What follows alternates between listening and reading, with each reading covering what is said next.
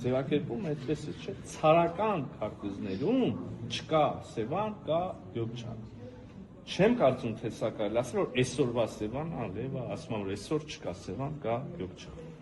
Բայց միևնույնն է, ամենակառուցողական ձևակերպումը չի եւ իսկապես չէինք ասի, թե տեղավորվում է, հա, բանի մեջ, խաղաղության նարատիվի։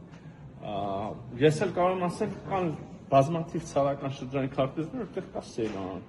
Չեմ էլ ուզում ավելի հետ գնալ պատմության մեջ, որտեղ շատ անհարմար իրավիճակ կարող է ստեղծվի եւ հայկական տեղանուններ տեսնենք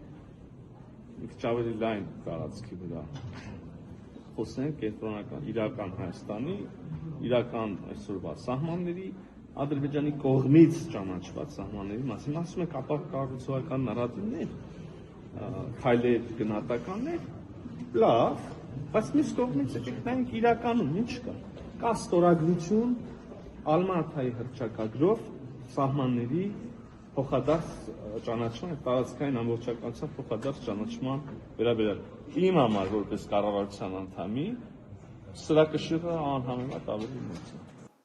Подписывайтесь на наш новостной канал в Телеграме, чтобы не пропустить последние новости Армении.